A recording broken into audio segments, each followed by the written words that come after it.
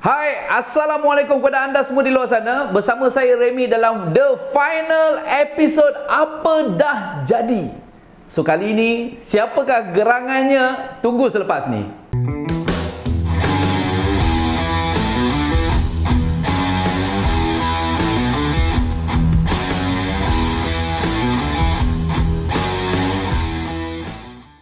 So kepada semua penonton, anda bertuah kerana dalam segmen Apa Dah Jadi kali ini, beliau dah bersama kita akan berkongsi kepada anda dengan penuh ikhlas tentang bagaimana beliau bermula daripada ejen menjadi stokis dan kini bergelar Master Stokis. So siapakah gerangan yang saya sebutkan tu? Tak lain tak bukan Master Stokis Izzati Hashim. So terima kasih Izzati kerana bersama kita dalam segmen Apa Dah Jadi. So first of all, Izzati tolong perkenalkan diri Izzati kepada penonton di luar sana. Pertama kali saya nak ucapkan terima kasih dekat bos sebab bagi saya peluang jemput dalam rancangan Apa Dah Jadi untuk sesi kelima kan. Okey, nama saya Izzati Hashim, berasal dari Kuala Lumpur. Saya Master Stokis cover area Kuala Lumpur lah. Okey Izzati, so mungkin Izzati boleh terangkan macam mana momen Izzati boleh tahu tentang Bliss? Momen saya waktu pertama kali saya kenal Bliss tu, saya memang tak tahu ada jenama Bliss lah. Waktu tu saya kenal daripada kawan baik saya sendiri. Dia tanya saya, nak cuba tak pewangi kereta ni? Dia join jual Bliss. Kawan baik saya tu sebagai Master Stokis.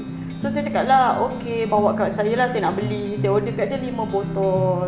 Kawan-kawan office saya pun semua nampak tau saya beli pewangi tu. So semua orang tegur saya, cakap benda apa tu? Saya cakap lah, pewangi kereta, Bliss. Masing-masing semua macam nak order tau. Pada waktu tu saya nampak macam peluang dengan Bliss. Saya cakap, benda ni boleh jual. Terus nampak peluang waktu tu? Terus nampak peluang. So kiranya saya bermula dengan 20 botol yang pertama. So saya jadi ejen waktu tu. So itulah bermulanya saya dengan Bliss, dengan 20 botol sahaja. Bermula daripada 20 botol saja sehingga sekarang menjual puluhan ribu botol. So Izzati, saya yakin di peringkat awal lah, bukan Izzati je, mereka kat luar sana pun memang tak tahu pun Bliss sebab waktu tu Bliss baru bermula. Bagaimana Izzati memulakan menjual Bliss yang brand orang tak tahu pun waktu tu? Macam mana Izzati? Waktu mula-mula sebulan pertama yang saya jual Bliss tu, yang orang tak tahu, saya memang struggle. Sampai ada satu malam tu saya menangis sebab saya nak target sebulan paling kurang saya kena jual 1000 botol. Waktu saya mula-mula join tu. So saya fikir, pada siapa saya nak offer? So saya mulakan dengan kawan-kawan, saudara mara, adik-beradik. Waktu tu saya macam nampak tau peluang. Saya cakap, nak tak nak, I nak jadi stokis. Waktu tu kita ejen, tapi kita dah aim nak jadi stokis.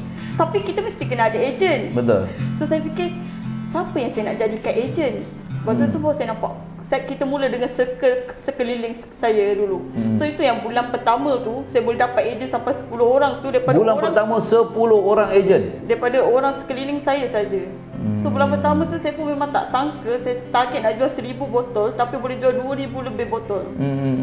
So waktu tu saya memang nampak Bliss ni memang boleh buat duit. Bagaimana sambutan orang dekat luar sana ni dengan Bliss tadi? Okey, pada pendapat saya sambutan tu memang sentiasa ada. Siapa yang cakap Bliss tu tak boleh jual tu, saya rasa dia tak pernah promosikan lah. So macam dulu saya kan cakap, bos nak keluar produk kedua, produk air freshener. Saya rasa macam, boleh ke Blissmatic? Boleh ke jual Blissmatic ni kan?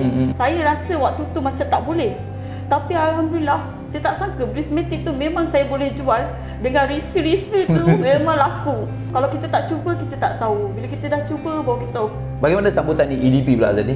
Daripada pewangi kereta, pewangi rumah, air freshener, tiba-tiba nak tukar kepada pewangi badan. Macam, ya betul. Tapi memang saya tak sangka. Pertama kali waktu tu saya masih stokis lagi. Saya collect order, tengok berpuluh-puluh, beratus. Waktu masuk order yang first order. Untuk first order tu beratus order? Ya, beratus order. Saya yakin masalah yang ramai mereka kat luar sana alami, iaitu nak bahagikan masa tadi. Kerja, bisnes. So inilah contoh terbaik yang kita ada, bekerja, berbisnes. Okey, mungkin Zati boleh share macam mana Zati membahagikan masa dalam kerja dan juga bisnes. Okey, macam semua orang yang kenal saya, semua tahu saya memang bekerja, bukan full time buat Bliss. So siang 8 pagi sampai petang memang full time kerja. So kalau macam mana saya bahagikan masa tu, saya sebenarnya atas diri sendiri. Kalau saya dah letakkan Bliss tu sebagai prioriti saya, so cukup masa tak cukup masa saya pasti akan buat juga. So macam mana saya bahagian masa tu, mungkin COD tu di belah malam selepas kerja. Alhamdulillah agent, stokis dengan customer pun semua faham. So waktu ikut waktu saya. So bila waktu kerja saya fokus kerja, waktu malam saya fokus Bliss. Apa beza dia Bliss setahun yang lepas? Sebab Zati ni antara yang awal join Bliss Okey Zati, beza setahun lepas dengan sekarang Zati, apa beza dia? Tahun yang lepas tu memang pada orang kenal Bliss, tak kenal pun jenama apa ni. Saya nak kena terangkan pula, oh Bliss ni apa, daripada mana, jenama apa semua. Sekarang rata-rata saya tanya, oh semua cakap, oh pernah dengar kat radio, pernah tengok TV. Dengan HQ sendiri pun sistem dia pun memang saya nampak memang teratur, daripada tak ada sistem sampai kita dah ada sistem, daripada dulu short lot sampai kita dah ada Wisma Bliss. Itu memang ketara lah. So Zati ni pernah tak terfikir satu hari nanti aku akan jadi bisnes, aku akan buat bisnes lah, pernah terfikir tak? Sampai sekarang saya macam tak percaya saya boleh berada kat tahap sekarang. Sekarang masih tak percaya lagi? Ya betul. Saya rasa macam nak buat biasa-biasa. Dulu mula dengan cuba-cuba je. Cuba-cuba nak tolong kawan promote. Macam kita kan, orang promote kita beli, orang suruh join agent, kita join agent. Bila bulan pertama saya cuba, saya cakap, Bliss ni boleh bagi 4 angka income lah. Kenapa kita tak teruskan?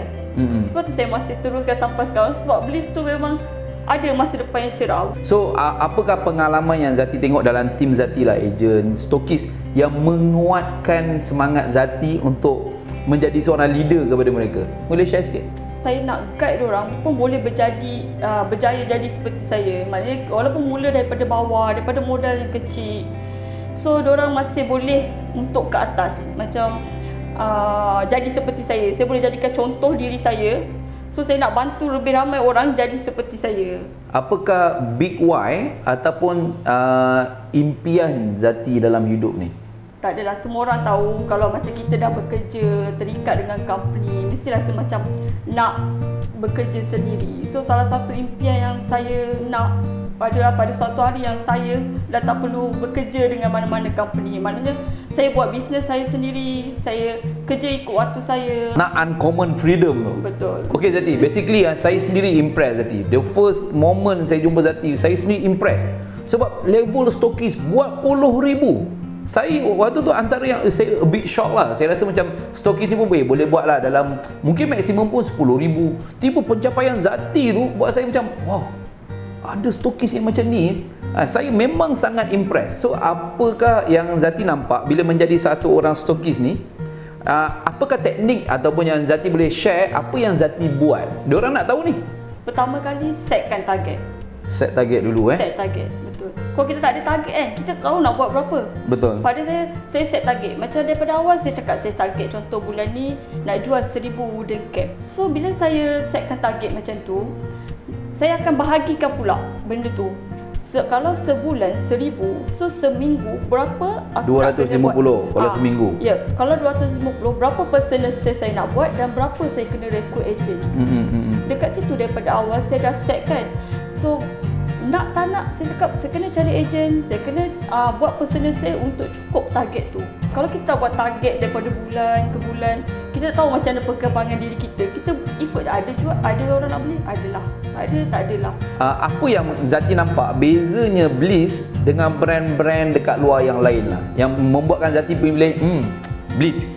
Pada saya kalau kita nak mula berniaga ke apa ke, kita memang kena suka apa yang kita buat.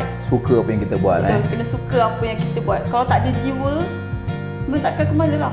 Saya selalu cakap, kita kena suka apa yang kita buat, kita tahu apa yang kita buat. Macam memang aura tu saya rasa datang daripada bos lah. Betul.